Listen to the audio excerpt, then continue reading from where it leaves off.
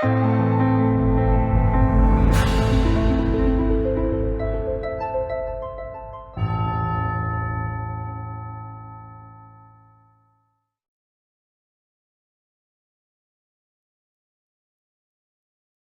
este ciclo organizado por el Instituto de Filosofía de la Universidad Católica Silva Enríquez y con el apoyo de la Fundación Casa de los 10.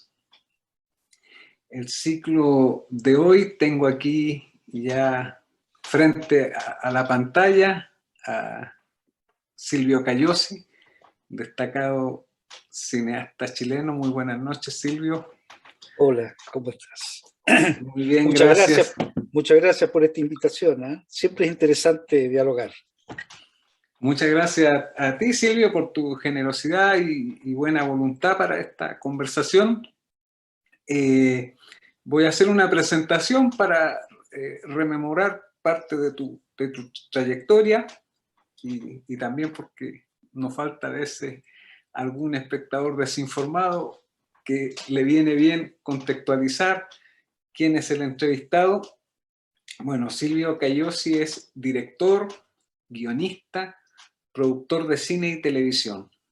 Nació en Santiago en la década del 40 y se graduó como bachiller en Artes de Comunicaciones Masivas, Cine y TV en el Columbia College de Chicago en 1967. En su trayectoria de director de cine ha desempeñado una prolífica producción fílmica, recibiendo casi 100 premios entre premios nacionales e internacionales. Por mencionar algunos, en Venecia, Montreal, Biarritz, Valladolid, Huelva, La Habana, Trieste, Mar del Plata, Cartagena de Indias, Viña del Mar, etc. También ha destacado como director de fotografía y camarógrafo con destacados cineastas chilenos que forman parte también de nuestro patrimonio cinematográfico, como Elvio Soto en Caliche Sangriento, Aldo Francia en Ya no basta con rezar, Raúl Ruiz en Palomita Blanca y otros trabajos destacados también con cineastas internacionales como Pierre Katz, Los soles de Isla de Pascua, Costa Bravas, Estado de Sitio y Peter Lilienthal en La Victoria. Menciono parte de su producción cinematográfica, por ejemplo, la película Julio comienza en julio, de 1979, La luna en el espejo, de 1990, guionada junto con el escritor José Donoso, que además va a ser inspirador de dos películas más que están basadas en la obra de este escritor, que son Coronación y Cachimba. Uno de sus últimos trabajos fílmicos, y que es el que me permitió más conocer a Silvio personalmente, es Y de pronto el amanecer. Le vamos a pedir a Patricio que nos introduzca con una reseña histórica de un tráiler de la película Julio comienza en julio, que fue elegida por votación popular como la mejor película chilena del siglo XX. Patricio, por favor. Hoy es un día de profunda emoción para mí. Mi hijo deja de ser niño y pasa a ser un hombre. Julio comienza una época, una sociedad, una cultura llevadas magistralmente a la pantalla con el más talentoso elenco de actores y técnicos de la cinematografía chilena.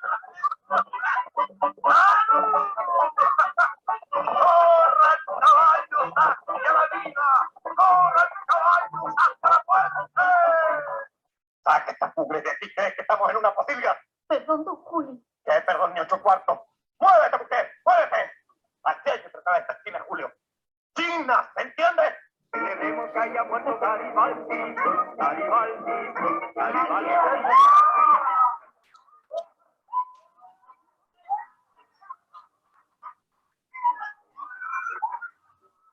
Por eso todos debemos decir, va de retro, Satanás. Satanás.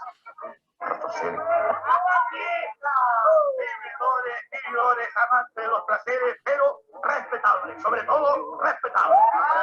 Mira lo que le enseñan a mi hijo, hombre. Han tratado de pervertir a mi ahijado, ¿eh?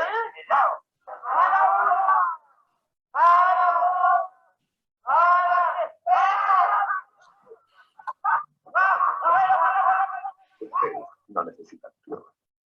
Me parece que usted confunde nuestros intereses, señor López. Nosotros somos pastores de almas, no de vacas.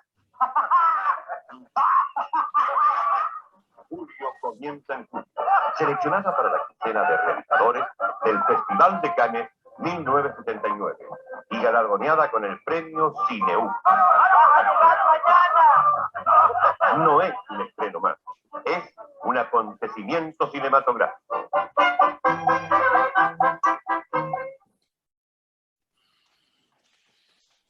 Bien, Silvio.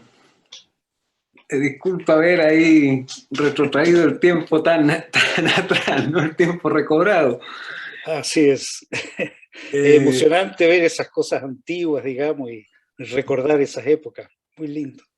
Sí, cuéntanos un poco de esta misma película, porque trabajaste ahí con un elenco Sí. privilegiado, ¿no? ¿Cómo Un se gran fueron elenco. dando? ¿Era tu primera película largometraje? Mira, fue la primera película en que yo la dirigí solo. Hubo una anterior que dirigí junto a Pablo Perelman, que es A la sombra del sol. ¿Ya? Y esta, entonces, Julio comienza en julio, es la primera película que yo dirijo solo. ¿Ya?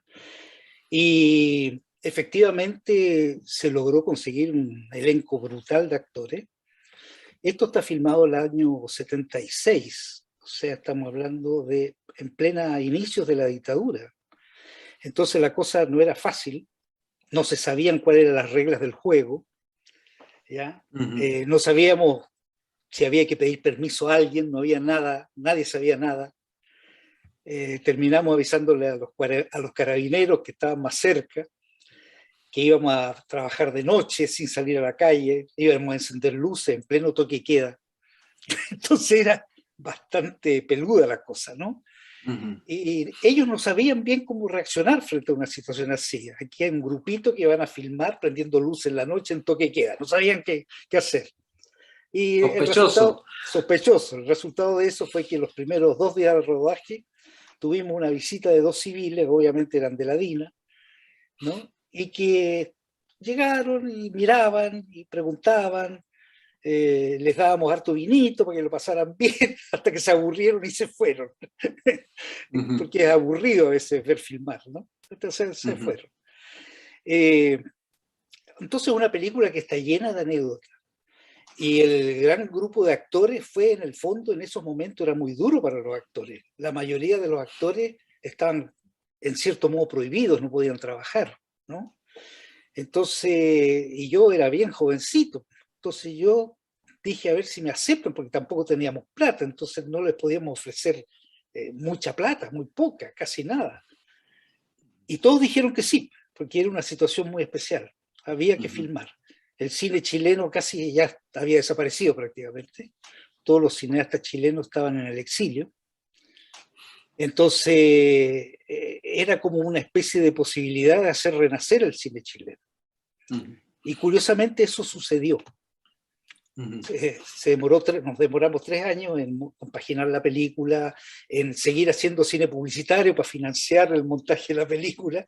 Entonces nos demoramos 3 años y el 79 se estrena la película y fue un batatazo. Fue un verdadero renacer del cine chileno con esa película, ¿no? Se habían perdido la esperanza totalmente de que podía seguir el cine chileno. Y esa película le dio fuerza a esa posibilidad de seguir haciendo cine en Chile. Cuéntanos un poco cómo, en ese contexto, cuál era el recurso técnico para hacer cine con el cual tú te encontrabas? ¿Era limitado o era Absolutamente adecuado? limitado. Piensa tú que nosotros logramos tener una cámara de 16 milímetros. Entonces la película no la podíamos hacer en 35 milímetros, era imposible estar arrendando una cámara de 35 y la filmación en 35 mucho más cara además. Entonces nuestra posibilidad era 16 milímetros y además blanco y negro. Entonces, cuando yo conozco a Gustavo Frías, quien colaboró con el guión, entonces yo le dije, queremos hacer una película, todavía no sabemos qué, pero busquemos un tema que justifique hacerla en blanco y negro. Así partí. Y de repente él me mostró un manuscrito que tenía de una idea para hacer una novela basada en historias reales que él supo del campo chileno. Y eso tenía el final de la película, fíjate, el final. Y yo dije, pucha, me encantó eso, y le dije, ya, empecemos a tratar de hacer un guión con este final. Generalmente los guiones se hacen un poco en orden. Aquí fue al revés, partimos con el final. ¿Ya? Y ahí empezamos a tener montones de reuniones con gente que conocía historias de la época, etcétera, etcétera, del campo chileno de 1920, qué sé yo. Y ahí fuimos creando los personajes y armando historias hasta llegar a ese final. Así claro, fue la cosa. Entonces, pensaba justamente en ese contexto de la película, que dado el centenario chileno, surgió una crítica social muy aguda en varios ensayistas, en Luis Emilio Recabarren, en Enrico y Pobre, Tancredo Pinochet, en Los Inquilinos, en la hacienda de su excelencia. Entonces, veíamos ahora en las imágenes que hay una crítica a un sector oligárquico chileno. ¿Cómo se vio eso con el contexto de censura de esa época? a ver, yo diría que es una crítica al abuso de poder, ¿ya? Que es un tema que a mí me ha dado vuelta en la cabeza siempre, el abuso de poder venga donde venga, ¿ya? Efectivamente es una película que ironiza y que critica ese abuso de poder de un cierto grupo de gente que toma el poder y abusa de eso. Mira, respecto a censura, te puedo contar que yo supe por uno de los miembros de la censura, que no puedo decirlo, que en realidad hubo serias peleas dentro de la censura. Porque las personas que eran parte del gobierno, de ese gobierno, en ese momento, dentro de la censura cinematográfica, efectivamente querían prohibir la película. Pero era mayoría los representantes de la prensa, de los periodistas de espectáculo, que obviamente todos los que estaban ahí eran todos más bien de derecha, los de izquierda ya no estaban, eran todos de derecha, ¿ya? Pero todos ellos, de derecha, defendieron la película a gritos, a gritos. Eso fue y al final tuvieron que aceptarla. Y esto, fíjate que debe ser tan cierto como que a los pocos meses que pasó esto, apareció un decreto de Pinochet directamente, parece, ¿no?, en que se cambiaba la estructura de la censura. Se hizo de tal forma que entonces empezó a predominar la cantidad de censores de parte del gobierno, directamente del gobierno. Y esta es una de las razones por la cual varias películas fueron censuradas. Por ejemplo, la película Imagen Latente de Pablo Perelman fue censurada, fue prohibida. Se dio cuando ya estábamos en democracia, pero fue prohibida por esa censura que vino después, de la que me tocó a mí, digamos, ¿no? Entonces, lo que me contaron en secreto parece que fue completamente cierto. Sí. Mira, el tráiler nos dio como un pie para hablar un poco de Julio. Comienza en julio, pero este programa no tiene una pretensión de hacer un gran análisis de tu película, dado que yo no tengo esa capacidad. Pero sí queremos conocerte a ti de manera biográfica y contándonos un poco tu visión de Chile. Entonces, para eso vamos a ir a distintos momentos de tu vida, ¿no? Ok. Y me gustaría llevarte a los momentos de infancia, principalmente, y qué tipo de cine recuerdas tú que consumiste y también qué cine te resultó como significativo posteriormente en tu trayectoria. A ver, como anécdota te puedo contar lo que mi madre y mi padre me contaron antes que yo tuviera conocimiento de lo que pasaba en el mundo. ¿Ah? Me contaban que yo nací con esta locura por ver cine, de haber tenido 3 o 4 años, no sé, y si no me llevaban al cine, yo armaba un escándalo. Y había veces que ellos iban a ver una película para mayores. Entonces mi madre me contaba que ella me pasaba para dentro del cine igual escondido debajo de su abrigo en invierno largo, me metía abajo, entraba y me ponía después en su falda y me decía calladito y yo estaba las 2 horas mirando la película totalmente callado, sin entender nada, por supuesto, pero fascinado con esas imágenes y con esos sonidos, ¿no? Entonces es algo, esa pasión yo nací con eso, eso lo tengo más que claro. Después empecé ya, eso ya tengo recuerdo, empecé a pedirle a mi padre, todos los sábados me tenía, no, los domingos en la mañana eran, matinales del domingo, me tenía que llevar al Cine Metro, que estaba ahí en Bandera. Cine Metro era uno de los cines más lujosos, llamémoslo. Tan lujoso que yo recuerdo que había una alfombra roja para entrar al cine. Había una alfombra roja imitando Hollywood, digamos, ¿no? Con balustradas y cadenitas de oro. Era muy loco.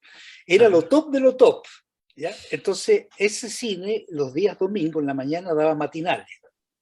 Dibujos animados, documentales, qué sé yo. Y yo obligaba a mi pobre padre, cansadísimo, a llevarme a esas matinales todos los domingos en la mañana. ¿Ya? Y después ya más grande, ya empecé a disfrutar más seriamente del cine. Y fíjate que yo te puedo contar cuándo fue el momento en que yo descubro que el cine es un poco más que solamente ver cosas entretenidas. ¿Ya?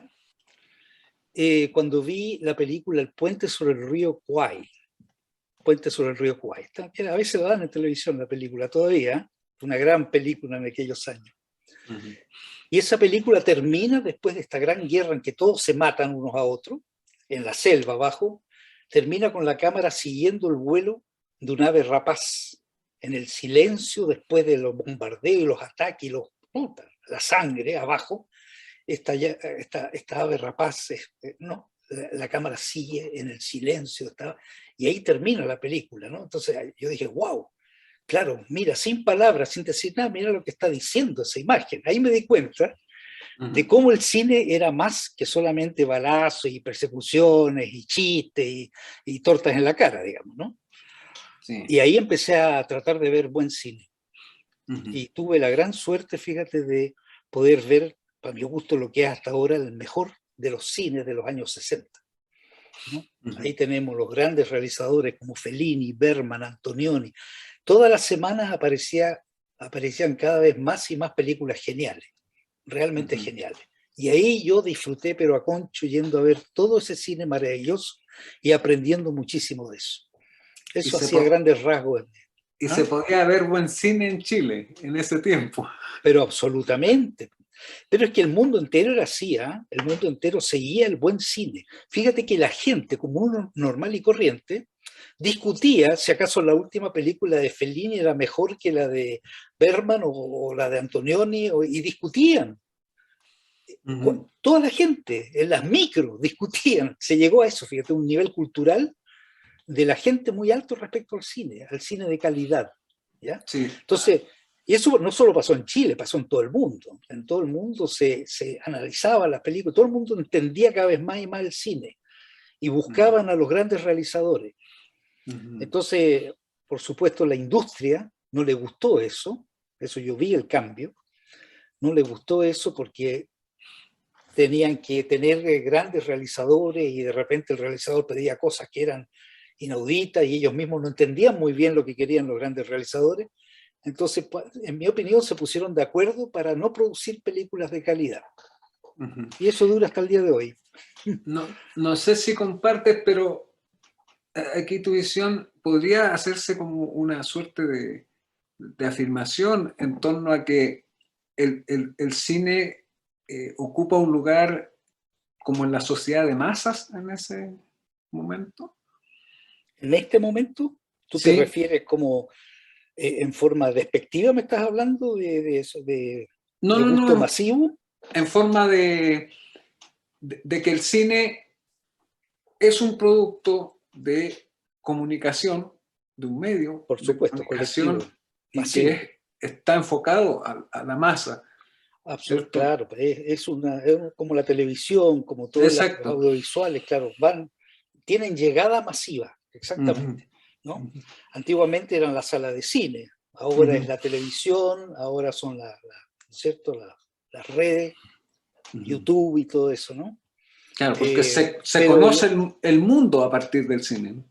claro, no, es que el invento de lograr que uno vea y oiga las cosas es sensacional, ¿no? Ajá, Sensacional. O sea, por ejemplo, el cine como patrimonio, ya que estamos hablando de patrimonio, es sí. extraordinario. O sea, es lo único que a ti te permite ver el pasado y oír el pasado. Las dos cosas. Verlo y oírlo. No hay otra manera. O tú Ujú, lo escuchas en la radio, en una grabación, o tú lo ves en una fotografía, pero jamás lo vas a ver tal como es de verdad, en imágenes moviéndose y con sonido. ujú, Entonces, el cine como patrimonio ujú. de un país, del mundo, es fantástico, es extraordinario, ¿no? Sí, Y como cultura, el buen cine siempre entrega un nivel de cultura, de capacidad de ver las cosas buenas, eh, de calidad estoy hablando, ¿no? Eh, sí. siempre da un aporte. Al mismo tiempo, este audiovisual de repente juega en contra. Y últimamente, en las últimas décadas, diría yo, ha estado jugando en contra y creando más violencia, Ujú, más prepotencia, más, ¿no es cierto?, porque buscan cómo hacer dinero fácil, eh, utilizando las cosas más nefastas del ser humano, en el fondo, incentivando eso. sí. Y es cierto, uno empieza a ver la cantidad de asesinatos que son imitaciones del cine, que son terribles, son Ujú, espantosas. Ahí hay ujú. un tema que eso hay que mejorarlo de alguna manera, porque esto va cada vez peor. Exacto, el criterio de la programación que se decide, por ejemplo. Así es, claro, así es. Sí. ¿Y en qué momento empieza a aparecer en tu universo cinematográfico productores del cine latinoamericano o del cine chileno? ¿Cuándo logra ese contacto? Mira, eso me pasó como director de fotografía, ¿ya? Y porque además yo conocí en cuanto volví de Estados Unidos, estudié en Estados Unidos cine y vuelvo, y me presento en la única productora independiente que había, que se llamaba ProTAF. Producían básicamente televisión. Y el director artístico de esa empresa era Elvio Soto, el gran director de cine, Elvio Soto. Y él vio la película que yo hice en Estados Unidos para graduarme, una cosita de 10 minutos, la ve y me manda a llamar sin conocerme. Y me contrata como su asistente sin conocerme. A él le bastaban las obras, no le interesaban las personas. Entonces Ujú, le gustó mucho lo que yo había hecho. Él dijo, yo quiero que él sea mi asistente. Entonces yo entré por la puerta grande, digamos. Me puse desde el inicio a trabajar como asistente de uno de los más connotados directores de cine chileno, que era Elvio, ¿ya? ujú, Entonces, luego empecé a hacer fotografía de otros directores tan importantes como Aldo Francia, Raúl Ruiz, ¿no? Entonces tuve una suerte muy grande, te fijas, de entrar justo en un momento, además, que se hacía mucho cine. En ujú, ese momento se hacía mucho cine, ujú. bastante cine. Antes no, nada. Antes, cuando hago Julio comienza en julio, digamos, efectivamente era poquísimo el cine que se podía hacer. Pero viene toda esta época previa a Julio comienza en julio, ¿no? Que es antes del golpe, en que Exacto. se hacía mucho cine. Y es ahí cuando yo conozco y empiezo a trabajar con notados directores como director de fotografía, ¿ya? Ujú, ujú. Bueno, y ahí Porque, viene el golpe y ahí me atrevo a hacer Julio comienza en julio, digamos, a dirigir. claro, porque la producción cultural y la sensibilidad de los 60 por Latinoamérica ya tienen extendido una producción cinematográfica que empieza a darse en distintos países, ¿no? ¿Tú recuerdas si es que circulaba el cine latinoamericano en el cine chileno Sí, o en los espacios del cine chileno? masivamente no, pero sí habían bastantes salas de cine que daban cine latinoamericano o cine que no fuera hollywoodense, ¿no? Sobre todo europeo. Había muchas salas que daban cine europeo, ¿ya? Entonces obviamente era bastante más heterogénea la exhibición de cine que hoy día, mucho más, mucho más, ¿no? Sí. Entonces uno sí podía ver cine brasilero, ¿no? Glauber Rocha, el gran director brasilero, uno podía buscar eso y verlo en pantalla grande. Sí. Y cine europeo de todas maneras, cine francés, cine italiano, de todas maneras. Sí. Había gente que eran fanáticos de ese cine y se formaban colas en la calle por ese cine. ¿Y cómo pasa tu decisión de irte a Chicago? ¿Y qué encuentras en Chicago? ¿Era un referente esta escuela de cine? ¿Cómo llega y qué expectativa te generaba estar en esa escuela de cine? Mira, todas estas cosas que me pasan en mi vida son medias mágicas, no son cosas que yo haya planificado, me pasan nomás. Porque ir a Estados Unidos a estudiar me pasó porque un amigo del colegio me dice, oye, vamos a Estados Unidos a estudiar. En la época que ir a Estados Unidos era así como la moda. ¿Ah? Vamos a Estados Unidos a estudiar. Ya, pidámosle a nuestros padres que nos ayuden y vamos a Estados Unidos y allá trabajamos freelance en algo y estudiamos. ¿Ya? ¿Pero qué? Bueno, me dice, la profesión del futuro, administración de empresas. Y yo le dije, pero yo soy malísimo para las matemáticas. No, vamos. Entonces fuimos al Instituto Chileno Norteamericano a ver los catálogos de universidades. ¿Ah? Y fíjate que ahí se produce la magia. El primer catálogo que yo saco, el primero, y la primera página que se abre, era una escuela de cine, de no me acuerdo qué universidad, escuela de cine y televisión. Y yo me quedo ahí, lelo y le digo a mi compañero, le digo, sí, yo voy a ir a Estados Unidos, pero voy a estudiar esto. Fue así. No me cupo duda ninguna de que yo iba a estudiar eso. Fíjate, eso marcó toda mi vida, ese Claro. momento mágico, ¿no? Qué increíble. ¿Ah? Claro. ¿Y anécdotas sucedidas allá en tu formación? Bueno, ¿O qué se te abrió en relación a lo que ya conocías? La cosa práctica. Esa universidad, el Columbia College, tenía una forma muy práctica de hacer las cosas. O sea, yo llegué y me pusieron una cámara en la mano y al tiro ya vamos filmando, al tiro. Nada de muy poco pizarrón y vamos haciendo cosas, ¿no? Entonces, en ese sentido, a mí me ayudó una brutalidad. ¿Y por qué Chicago? También fue anecdótico porque mis padres conocían solamente una familia que vivía en Chicago. Entonces, para que cuidaran al niño, ¿te fijas? Entonces descubrí que había una universidad muy buena, muy antigua, especialista en audiovisual, no en audiovisual, en comunicación, comunicaciones masivas. ¿Ah? Enseñaban teatro, audiovisual, televisión, cine, fotografía, periodismo. Esa es la universidad que ha crecido mucho, ahora es una cosa muy grande, tienen sucursales en otros países. Pero en aquellos años estaba solamente en Chicago. ¿Ya? Y así caí en eso nada más que por magia. Sí. Y fue fantástica su universidad, o sea, yo lo pasé muy bien y aprendí una brutalidad, ¿ya? Una brutalidad. Y allá, ¿qué cine el que te empieza, o qué autores son los que te empiezan a conquistar o a cautivar?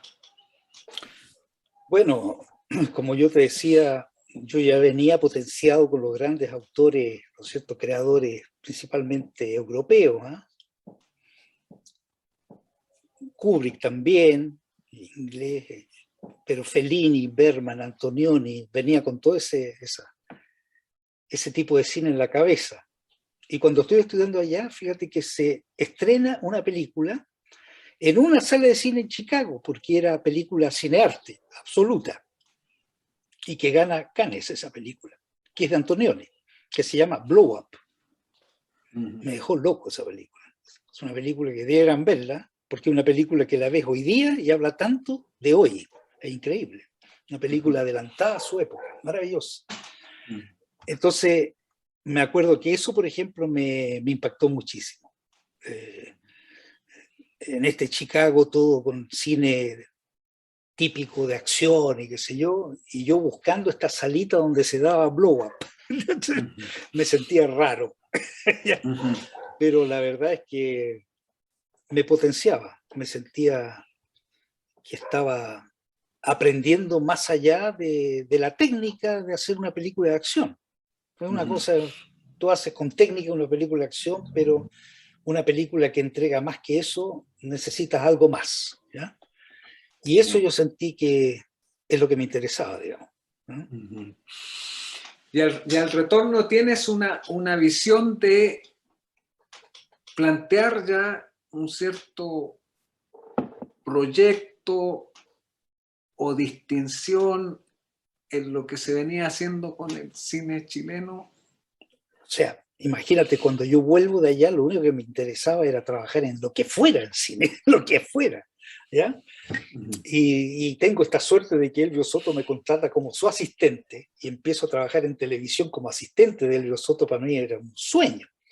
Y al poco andar, él mismo me dice, ya, mire, usted ya está listo para dirigir algo de televisión, así que dirija un programa que se llamaba Mientras otros duermen siesta. Era un programa de aburrido, de esas cosas donde las mujeres enseñan a la guitarra, o enseñan a tejer, o enseñan cómo hacer florcitas. Esa fue mi primera dirección de televisión, que no era nada, ¿no? Pero bueno, pero él me entrega eso y yo, espérate, que se armó aquí, me apareció un letrero que me corta. Chuta, perdona, Ya. no sé qué pasó, algo pasó. ¿Me oyes tú? Sí, ¿Me ves? te oigo y Y te me ves. vemos sin interrupción.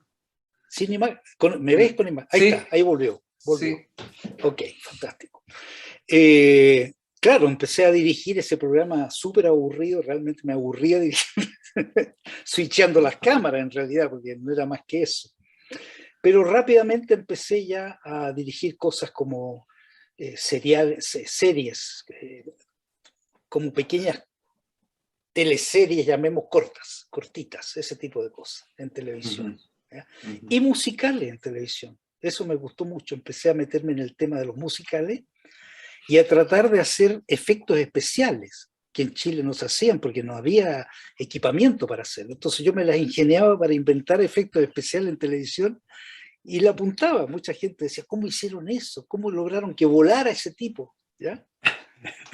Mucha experimentación. Mucha experimentación. Imagínate al Pollo Fuente, que estaba bien cabrito el Pollo Fuente, lo hice bailar mientras cantaba encima de un disco que giraba. Un disco real, chico. Entonces, por doble impresión, ahí me las arreglé. Entonces él bailaba y corría encima del disco. Y la gente en esos años decía, ¿pero cómo hicieron eso? Qué grande tiene que haber sido ese disco. Claro. Bien. Y bueno, también tienes una trayectoria que no la podemos eludir porque es anecdótica, y lo del Indio Firestone. Ah, sí. Es un comercial que fue muy popular en la televisión chilena, pero a la vez fue una grabación que tuvo premio Sí, importante pues fue internacionalmente. la primera obra publicitaria que gana Cannes. La Ujú. primera, sí. No, eso fue increíble, fue una sorpresa impresionante. Pero qué curioso, ahí tú tienes un ejemplo de un comercial. La fuerza del audiovisual es tan grande como que, por ejemplo, ese comercial crea una frase que se usa de repente hasta el día de hoy, si camino a no hablar, ¿no? Es curioso como incluso cambian el idioma, cómo van creando de alguna forma otra cultura, en realidad, ¿no? Es bien curioso la fuerza que tiene el audiovisual. Bueno, y ese comercial comenzó cuando me llamaron de una agencia. Yo voy a la agencia y me explican la idea básica, ¿ya? Que el cliente había aceptado, que era este indígena, ¿no es cierto?, que escuchaba y no escuchaba el ruido del neumático y por lo tanto... Pero la idea que tenían ellos era una cosa más cómica, más como de cómics, más como de historieta, ¿no? Que el indio se cayera al suelo de Guata, ¿no? Qué sé yo. Y yo vi la cosa y le dije, a mí me encanta la idea, pero yo la haría más como una comedia fina, delicada, ¿ya? Entonces ahí ellos dijeron, ya, ok, vamos para adelante. Pero el cliente, digamos el señor Firestone, se había quedado con el concepto de que esto iba a ser como payasada, como de circo, ¿ya? Y cuando le mostramos el copión, el primer armado, él miró y dijo, sí, está bien, pero yo creí que iba a ser más cómico. Entonces, se produjo una situación ahí como que daba la impresión que no le gustaba al cliente la película, ¿te fijas? Claro. Entonces, él pide que le entreguemos el video para mostrárselo a sus amigos, a su señora, a ver qué opinaban. Y al día siguiente me llaman de la agencia desesperado porque la opinión que había tenido era pésima, que era una cuestión fome, no tenía música, puro silencio del viento nomás, que era una lata. Y yo dije, perdón, pero quiere decir que no puedo seguir haciendo cine, porque quiere decir que la gente no entiende lo que yo hago, por lo tanto yo no sirvo, te juro, yo no sirvo. Y de la agencia me dicen, trata de buscar a un músico rápido para ponerle una música a esta cuestión. Ya era cuestión ya, ¿eh? Así, para salvar esto, para salvarlo. Y llamé a un gran compositor que tuvo la valentía, fíjate, el copión que habíamos hecho, y se pone rojo de ira y dice, yo no escribo ni una nota para esto, porque esto está excelente como está. No voy a destruir esto, y se dio media vuelta y se fue. Imagínate, la ética, ¿eh? No, sin importarle que no iba a ganar plata ni nada, no, al carajo. Entonces yo le digo al de la agencia, le digo, el músico no quiso. Bueno, dijo, tenemos ya tomados los horarios de exhibición, así que vamos a salir así nomás, como diciendo con esta porquería, vamos a salir así nomás y después vemos qué música le ponemos. Ya, salió al aire y fue un cañonazo inmediato.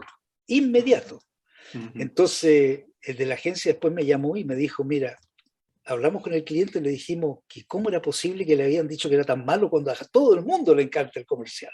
Y fue humorístico. Sí, y le dijeron, este señor, el señor Firestone, digamos, le dijo, no, si después mis amigos me dijeron que me estaban bromeando, que era muy bueno el comercial, que era broma. O sea, estuvimos a punto de que no ganara Chile el Cannes, la publicidad, a punto. Claro, sí. Y el otro día revisando material para poder conversar hoy contigo, revisé la película que hicieron el guión junto con Donoso, La luna en el espejo, En otras entrevistas a ti ya te han preguntado, están disponibles por ahí sobre lo que es grabar en Valparaíso. No vamos a reiterar esa pregunta, pero sí creo que es importante recuperar en esta conversación patrimonial lo que fue tu experiencia y la amistad desarrollada con Donoso, que se transformó para ti en un referente importante. Cuéntanos un poco de esa intimidad donosiana. Fíjate, de nuevo, la magia estuvo a mi lado, porque yo Donoso lo conocí, la primera vez que lo conocí, antes en el colegio hubo solo una novela que me gustó mucho leer, que fue Coronación. En la época en que uno tenía que leer novelas chilenas y a todos los estudiantes nos cargaba la cuestión, por principio. Pero esa novela Coronación a mí me encantó. Y ni siquiera me acordaba del autor, nada, pero sí de esa novela. Bueno, y después pasan los años y de repente me llaman del grupo Ictus, de teatro Ictus, diciéndome que, antes de eso, estreno Julio comienza en julio en el Festival de Huelva, que termina ganando el Festival de Huelva. Y en ese festival conozco a Donoso porque se me acerca, yo no lo conocía físicamente, se me acerca este señor de barba blanca, me acuerdo, entre medio de la gente que... Vivía allá, ¿no? No, en esa época todavía no, después se fue a España. Yeah. En esa época no, pero él estaba invitado porque estaban haciendo especie de foro de escritores famosos latinoamericanos de quienes se había hecho alguna película. ¿Ya? Yeah. Y un Ripstein, un cineasta mexicano, había hecho el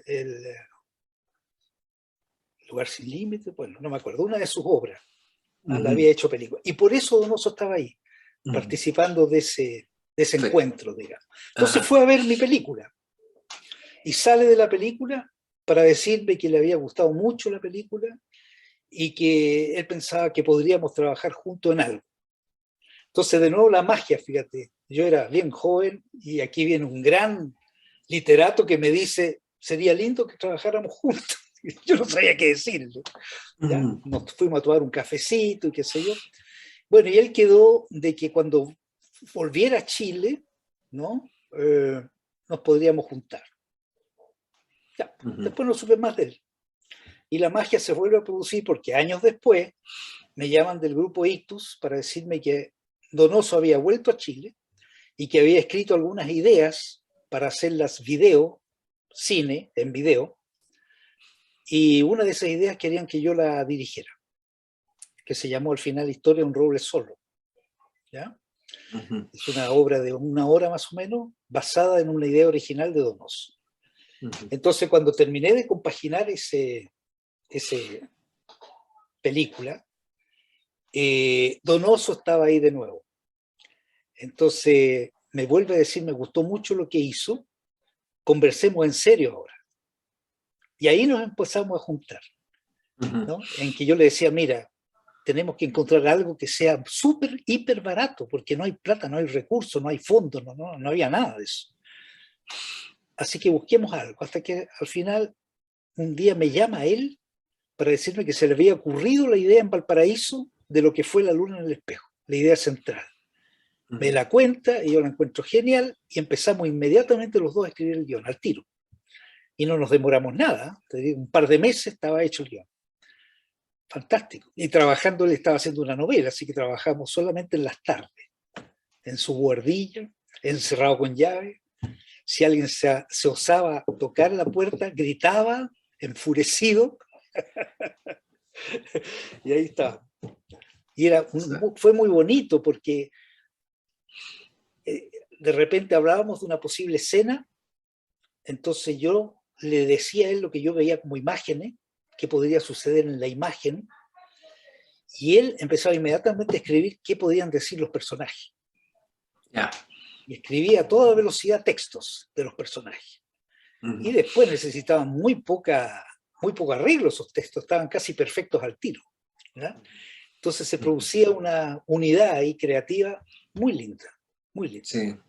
Interesante esta relación que ha tenido el cine con la literatura y clásicos del cine que están basados en novelas importantes, ¿no? Sí, yo encuentro que Chile ha hecho poco de eso. El cine inglés, por ejemplo, se desarrolló a todo nivel gracias a la gran literatura inglesa. Pero acá en Chile son pocos los casos.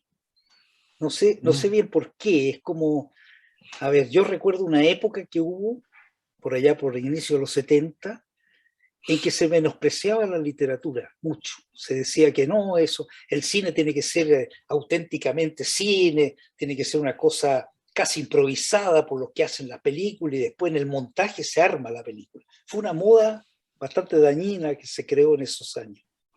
Yo creo que eso tuvo mucho que ver con esto de que los cineastas, los jóvenes cineastas no pensaran en el cine, era casi mal visto en la novela, en la literatura, no pensaron en la literatura. Y es un error. Tenemos en Latinoamérica literatura extraordinaria, en Chile también, extraordinaria, que puede ser llevada al cine en forma espectacular. Claro. ¿Y sabes cuál es la gracia que yo encuentro? Para mi gusto, el mejor cine es el que tiene grandes personajes. Cuando tú tienes un personaje que le crees todo y tú como espectador lo entiendes y como espectador estás casi viviendo junto a ese personaje, te olvidas que estás viendo una película, estás metido adentro de la película junto con los personajes, ¿no? Entonces adquiere otro nivel.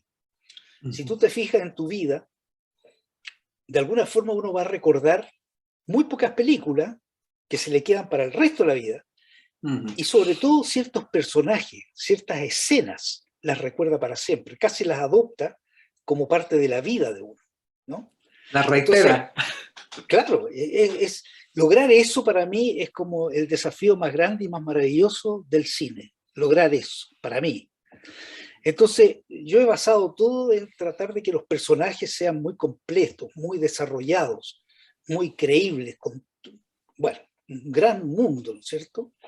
Y por esa razón yo de alguna forma como que empecé a ver mucho cine con personajes, por eso me gustaba Bergman mucho, por ejemplo, y tratar de hacer con el cine, con mi cine, hacer eso, enfocado hacia los personajes. Y si tú te fijas en mis películas, lo que es más fuerte son los personajes, sin duda alguna. Sí, ahí recordando estas dos películas basadas en los textos de Donoso, que Coronación y Cachimba, las actuaciones, por ejemplo, de Julio Jung son memorables, ¿no? Bueno, cuando un actor tiene un personaje bien desarrollado en un guión, puede, pero realmente hacer una gran actuación. Cuando el personaje no está bien desarrollado, es muy difícil para un actor, realmente. Es muy, muy difícil. Y tú sabes, respecto a esto de por qué es importante la novela, la literatura. Cuando tú estás pensando en hacer cine de alto nivel de personajes, cuando tomas una novela ya escrita, ya estás partiendo de una cosa ya desarrollada. El escritor muchas veces pasó años desarrollando esos personajes. En una novela, si los personajes no son desarrollados, por favor, la novela no existe. La novela, ¿no?, te tiene que penetrar en los personajes. Entonces el escritor ya ha trabajado a veces toda una vida casi desarrollando esos personajes. Entonces si tú tomas eso como cineasta y después lo ves como cine, ya estás partiendo de una base donde los personajes son muy fuertes. Sí. Entonces una base muy sólida. Entonces por eso yo creo que es un error menospreciar la literatura para hacer cine. Al contrario. Claro. ¿Y cómo ve ese salto en donde ahora el personaje toma movimiento? En la escena, porque en la literatura son más estáticos, ¿no? Ya, te puedo decir qué es lo que hago yo.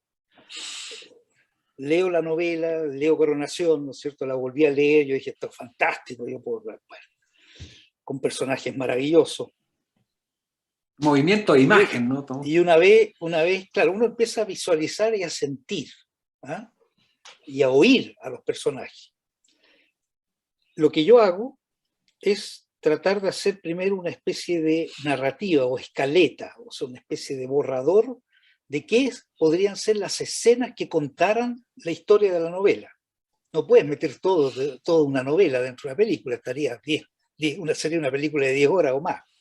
Entonces tú tienes que hacer una escaleta que tenga que ver con el cine, con una narrativa cinematográfica.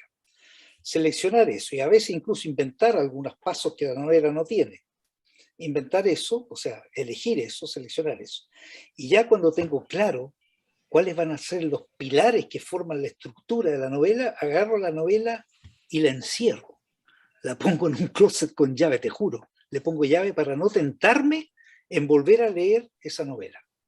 Yo mismo me castigo, ¿no? Porque uno cae en la tentación. ¿Cómo era? ¿Cómo hablaban? No, para afuera. Porque ahí hay que crear la separación entre cine y literatura. Entonces, de ahí para adelante yo empiezo a soñar con los personajes, a pensar, y me van saliendo mi otra manera, que es cine. Otra manera de hablar, otra manera de movimientos, de todo lo que tú quieras, ¿no? De desarrollo de los personajes, que tiene más que ver con una película y no con una obra literaria. Entonces yo hago ese truco. Yo creo que, como te decía, la literatura es una magnífica base para poder hacer cine, pero después hay que cortar.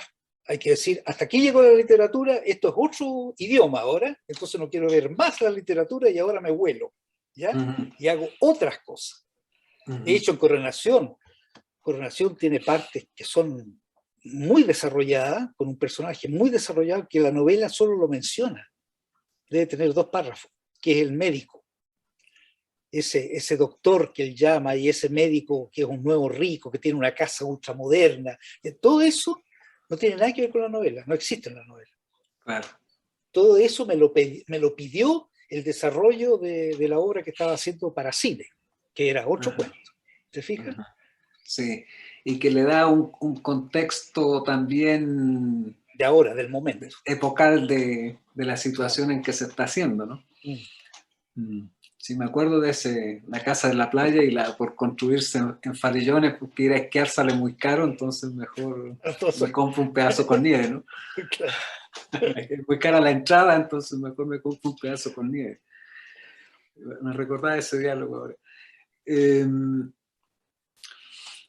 Bueno, después, y fue lo que me permitió conocerte un poco más a ti, Silvio, fue esta obra que yo creo que te diste un gusto y de pronto el amanecer.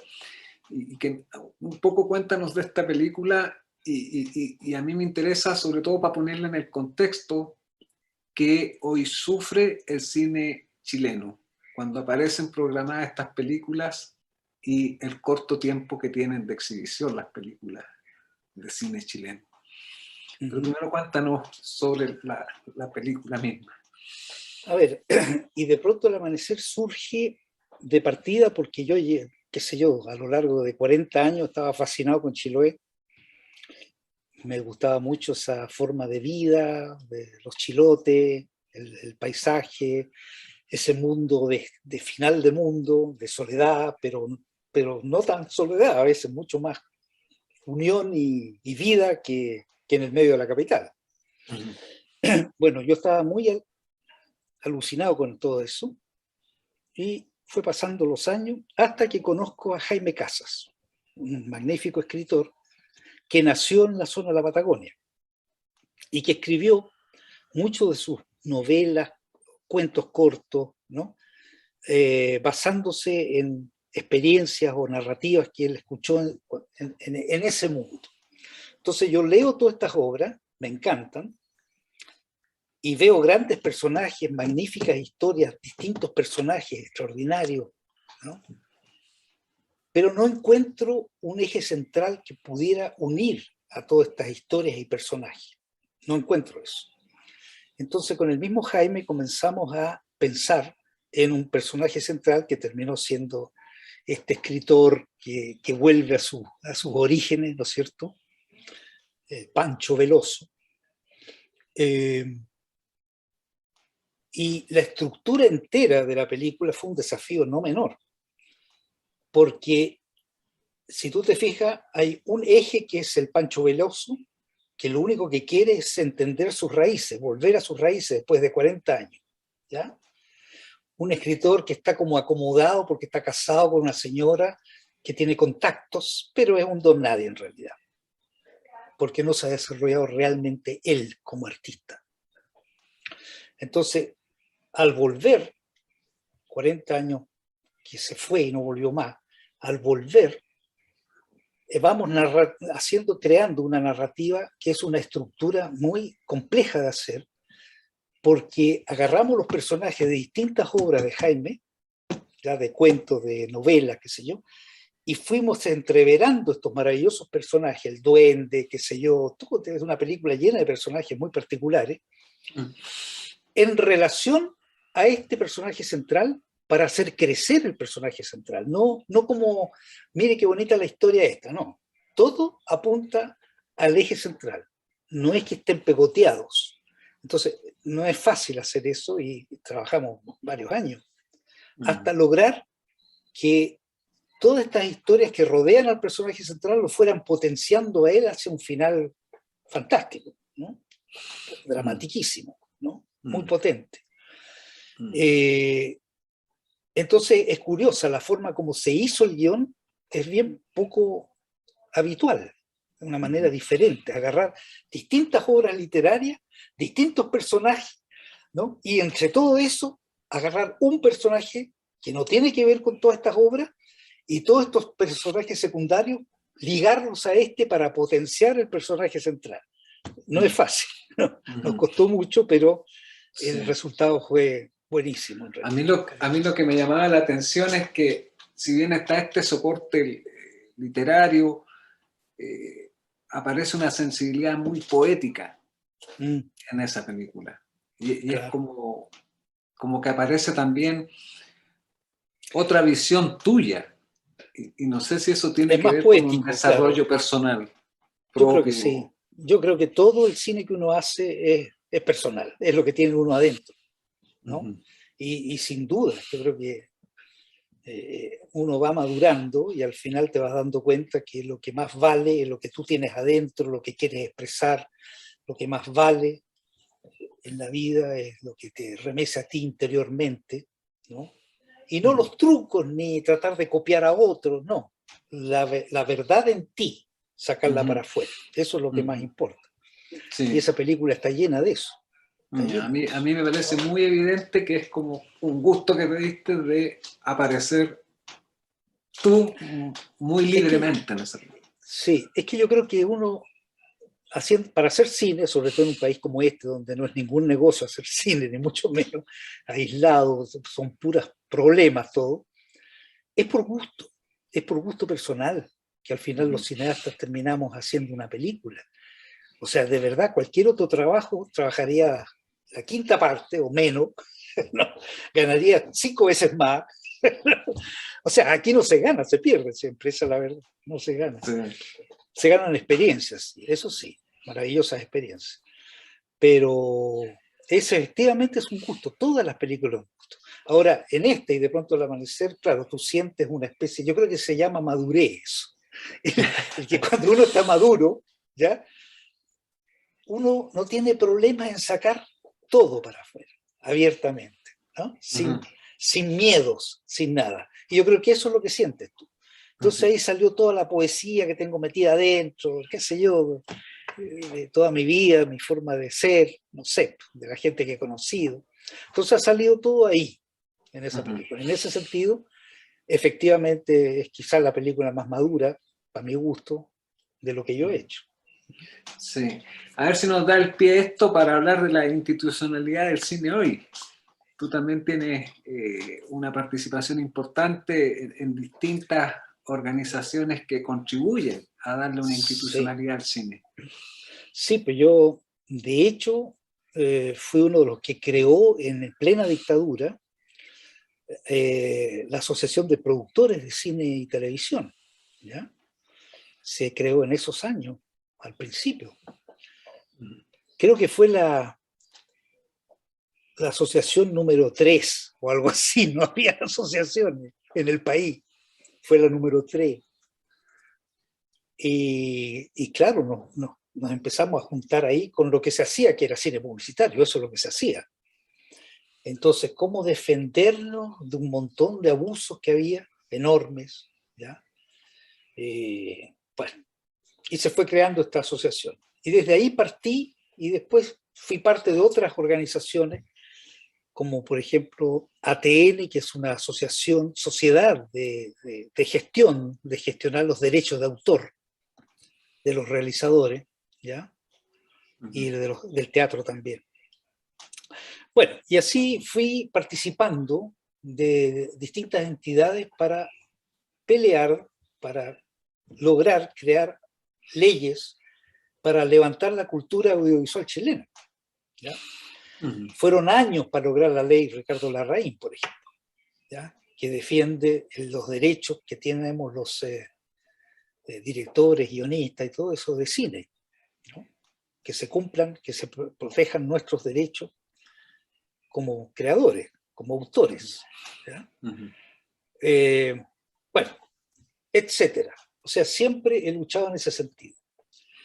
Y ahora yo tengo un miedo, tengo un gran miedo, porque lo que se está redactando para la nueva Constitución, en mi opinión, hiere mucho lo que es los derechos de autor, la propiedad intelectual. Habían hecho una redacción en que incluso decía, esa cláusula decía que si era necesario por el bien común, ¿no es cierto?, podía haber expropiación. El derecho a autor en el mundo es algo inexpropiable, es un derecho humano. Es un derecho humano, porque es tu creatividad, es tu cerebro, como que expropiaran tu cerebro, digamos, un poquito eso, ¿no? Entonces, ahí empezó la discusión, muchos empezamos a alegar y eliminaron esa cláusula. Pero en otra cláusula pusieron después que la propiedad privada podía ser expropiable si es que había un bien común que lo hacía meritorio, la expropiación. Y como esa otra parte no habla de la propiedad intelectual, sino que la propiedad en general, uno dice, bueno, después van a decir que es lo mismo, que la propiedad en general, ya. Entonces, ¿por qué es peligroso esto? Porque un gobierno de turno a futuro puede apropiarse de todas las obras y de lo que se haga y empezar a decir, usted tiene que escribir tal cosa, los literatos, usted tiene que hacer cine de este tipo, no de otro, del que nosotros queremos. Y luego ellos el problema venden del totalitarismo también. El totalitarismo. Entonces después ellos venden a nivel mundial, Cuba pasa esto, por ejemplo, venden a nivel mundial, ¿no? Esas películas que va a parar, si tiene un éxito la película enorme, el que creó todo éxito no gana nada, lo gana el Estado. O sea, los que están arriba en el Estado, digamos, ¿no? Entonces realmente se producen injusticias brutales, ¿no? Con el tremendo peligro de que los grandes creadores se van. El caso de Cuba, tenía grandes cineastas, ya no queda nadie, se van. Porque, bueno, de hecho en Cuba, fíjate que después de 40 años, los primeros que se rebelan contra el régimen abiertamente, métete en YouTube, Movimiento San Isidro se llamó, hace un año y tanto, un año atrás, empezaron a armar protestas. ¿Sabes por qué? Exigiendo, eran casi todos cineastas jóvenes, exigiendo que se recuperaran los derechos de propiedad, los derechos de autor para los artistas. Esa fue la primera revuelta contra el gobierno, pública, abierta. Claro, los reprimieron a todos, los metieron presos por 5 años a uno, 9 años de los otros, lo hicieron papilla, ¿ya? Pero ahí está el ejemplo. Si queremos hacer eso, a mí me parece una brutalidad. Brutalidad. Entonces yo tengo serios reparos, y ya vemos mucho que tenemos serios reparos con lo que se está haciendo. Ojalá que se cambie eso, porque eso va a llevar a un totalitarismo brutal, en donde la creatividad y la libertad de expresión va a quedar en entredicho. Sí, justo es un momento pertinente en los debates a propósito Sí. de la Constitución. Pero permíteme llevarte al tema también justamente por lo del derecho de autor, a cómo nosotros consumimos el cine por las redes, porque consumimos habitualmente un cine pirata, ¿no? Y un cine que uno lo entiende, que en el caso de los músicos está regulado el tema de los derechos de autor en Chile, por ejemplo, pero en el caso de otros artistas, como en el cine, no pasa. Oriéntanos un poco acerca del consumo del cine en Internet. Claro, y resulta que eso, por ejemplo, es la bandera que usa Jackson para decir que tiene que ser libre todo esto, darle libertad a la gente para ocuparlo todo gratuitamente, etcétera, etcétera, y por lo tanto no debería haber derechos de autor. Es bastante primitiva la forma de pensar, por decirlo menos, ¿ya? Claro, es como llevarnos a épocas de 1700, en donde no había ninguna propiedad intelectual ni de ningún derecho a autor. Época en que un músico escribía, Brahms, escribía una música maravillosa que todo el mundo se hacían discos por todas partes. No sé, en esos años eran rollos así, pero da lo mismo, ¿no? Y todo el mundo ganaba plata. Porque si tú te fijas, si una película o un libro es exitoso, entonces ahí todo el mundo gana plata, gana la publicidad, los que hacen publicidad, ganan los editores, ganan las imprentas, gana la televisión, gana la sala de cine, todos ganan. Y a veces enormes fortunas cuando hay un éxito mundial. Y el único que no gana si no hay protección legal es el autor. El que creó ese éxito no gana nada. Me van a decir, no, es que al principio el productor de la película le pagó. Pero ¿qué es lo que le pasaba a los músicos en el siglo, a finales de 1700, 1800, inicio de 1800? ¿Qué pasaba? Que el músico llega, o el que quiere producir una película, llega con su guioncito, y le dice, entonces el dueño de la productora, de la sala de edición, de música, de grabación, le dice, sí, interesante su guión, bonito, pero no sabemos si va a tener éxito. Entonces, como no sabemos que va a tener éxito, no nos atrevemos a darle más que 2 chauchas. Entonces ellos compraban esa música en esos años con 2 chauchas. Y esas 2 chauchas de repente representaban una fortuna porque esa musiquita se hacía famosa en el mundo entero. Y el que había creado la música moría de hambre, se morían de hambre. Bueno, para evitar esta injusticia porque se creó la propiedad intelectual y el derecho a autor. ¿Ya? Por eso se creó. Y existe hasta el día de hoy. El derecho a autor, Chile lo tiene, ¿no? Pero ahora está este riesgo que no sé, que es una locura completa. Es como decir, ya, pues, para ganar votos, digamos, hagamos que los jóvenes digan, nos aplaudan porque todo va a ser gratis. No, no va a haber nada porque la gente se va a ir. Entonces no va a haber nada. Es muy raro todo esto. Y te diría otra cosa más todavía, que es peor. Que si algo tiene éxito y no hay derechos de autor, en el fondo es la manera ideal para que los dueños de las plataformas, Bill Gates y compañía, ganen más plata aún. Porque todo el contenido de ellos va a ser gratuito para ellos. Entonces este movimiento supuestamente democrático, libertario, qué sé yo, lo único que está haciendo es darle más capital a los hipercapitalistas del planeta hoy día, que son ellos, son los que más plata tienen. El señor Soros, todos estos personajes, ¿no es cierto?, que son dueños de plataformas, son los dueños del planeta. Ellos son los más millonarios de todos.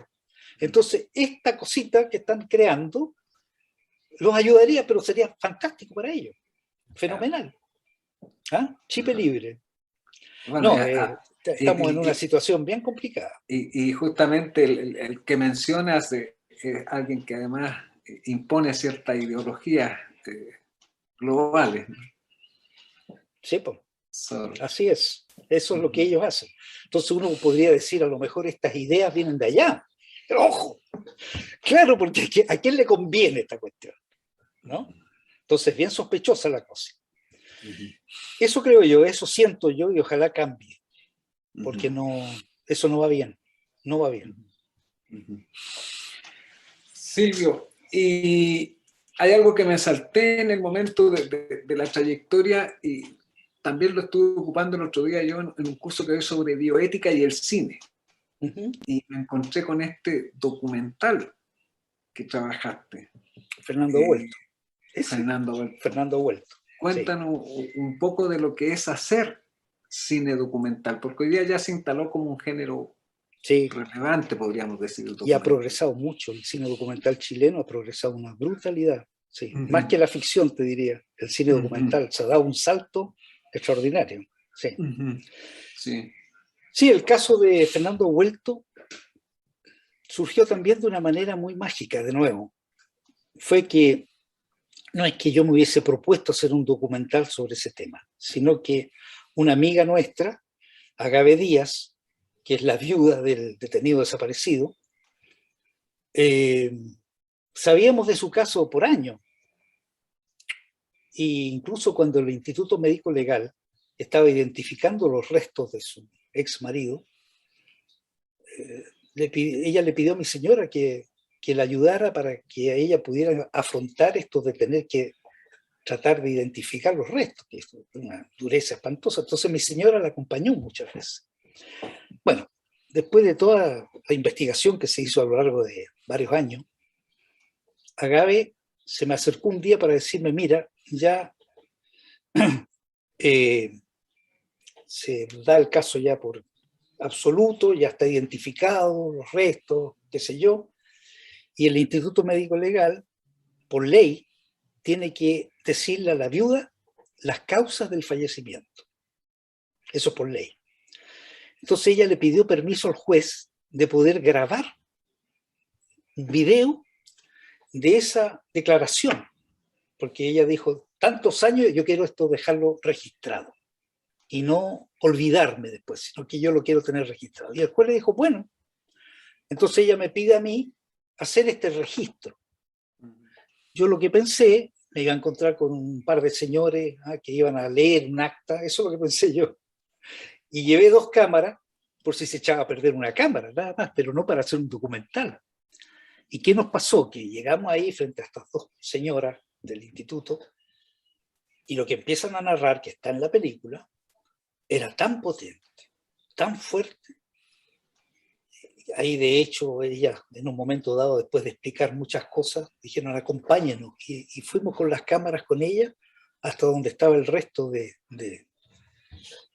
Olivares, Fernando Olivares. Estaban los restos de él ahí y empiezan a explicar todos los golpes recibidos en las costillas y en toda esa parte. En esa parte todos llorábamos, yo también. Yo tenía una de las cámaras y me costaba enfocar porque tenía lágrimas, era muy fuerte. Y ahí yo dije, no, esto tiene que ser, no puede ser un testimonio, una cosa personal de Agave, esto tiene que ser un documental. Esto tiene que ir más allá. Entonces, cuando terminamos ese día, yo le pregunté a ella primero, me dijo, ok, le pregunté a la familia después, ¿quieren que esto sea abierto? Un documental? Sí, ok, y seguí. Fueron 3 días de grabaciones, 3 medios días en realidad, de grabaciones, todo ese documental, que se fue haciendo en la medida de las cosas que iban pasando delante nuestra. No es que yo manejara, no, nada. Lo que iba pasando lo íbamos registrando y ese es el documental. Tiene una fuerza enorme. ¿No? Que entre paréntesis, la gran fuerza del documental en general es contar con la verdad, tener la verdad delante de la cámara, ¿no? Y la fuerza del cine de ficción es inventar una gran mentira y que de repente pasa a ser casi más verdad que la verdad. Es el desafío, ¿no?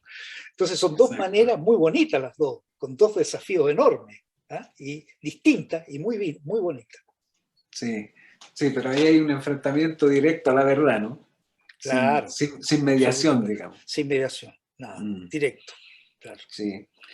Silvio, te voy a leer unos saludos que te dejaron en la transmisión.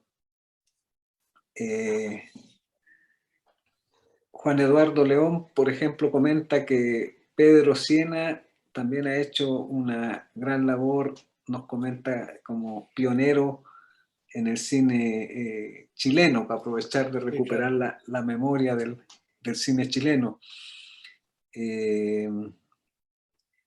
Ahí comentan que está junto al trabajo de Elvio Soto, que fue un gran maestro también. Sí. Y Vale Jara te hace una pregunta.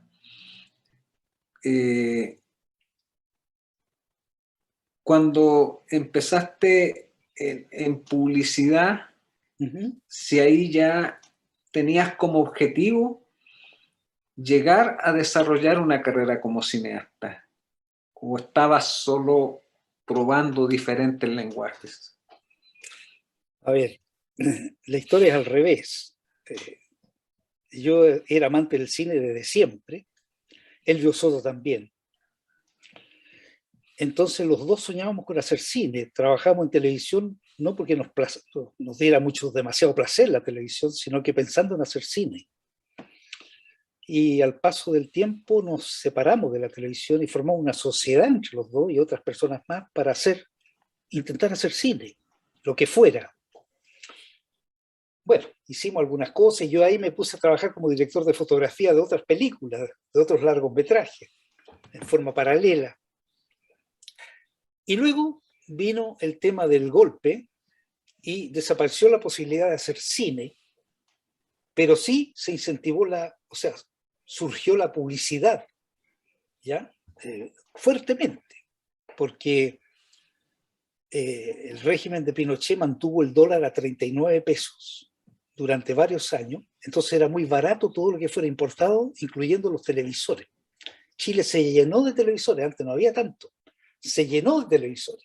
Y eso crea un auge brutal para la publicidad, los comerciales hechos para televisión y para el cine también, pero para televisión. Se produce un auge gigantesco. Entonces, la empresita que teníamos de publicidad empieza a ganar mucho dinero y a trabajar como locos, sí. No parábamos. Más publicidad y más publicidad, pero soñando en el cine. Y como soñábamos en el cine, peso que ganábamos lo guardábamos para hacer alguna película, alguna vez. Y no solo eso, sino que comprábamos equipo también, para la película. Mira la locura. Era tantas las ganas de hacer cine que ganábamos, ya, compremos para un reflector, compremos para guardemos para que...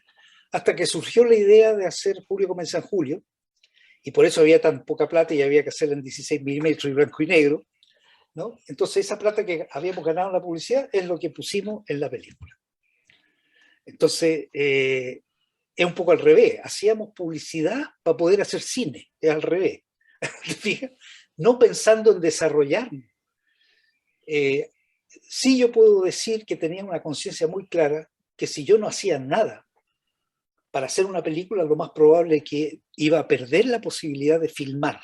Entonces, hacer cine publicitario me obligaba a estar en entrenamiento, digamos, como un atleta que maneja una pesa así para tener los músculos, igual que eso, digamos. Para mí nunca fue un objetivo, pero sí una posibilidad de mantenerse en training con la cámara, con los efectos, con el movimiento de cámara, qué sé yo, ¿no? Pero para hacer una película, siempre fue así. Y de ahí surge Julio Comienza en Julio, y después surge La Luna en el Espejo, igual, haciendo publicidad y qué sé yo, ¿no? Esa es la historia. Bien, Silvio, te agradezco que te hayas dado este tiempo para ayudar a historiar y a comprender lo que es parte de nuestro patrimonio cultural, sobre todo desde este relato que se hace en carne propia, ¿no? El patrimonio también es algo vivo. Así es. Así es que te agradezco mucho que hayas aceptado la invitación. Le damos buenas noches a los que pudieron asistir al ciclo y mañana continuamos este conversatorio con Vivian Barry. Así Fantástico. es que muchas Súper. Gracias, Silvio. No, gracias a ti, felicitaciones por lo que estás haciendo, ¿no? Por lo que están haciendo ustedes. Y eso, gracias, ¿no? Y que si he aportado algo, un granito de arena al cine, a la pasión por el cine, fantástico, quedo feliz. Sin duda, por eso es que te hemos invitado, desde nuestra perspectiva. Ok, gracias pues. Listo, Silvio. Muy buenas noches. Chao. Buenas noches. Chao.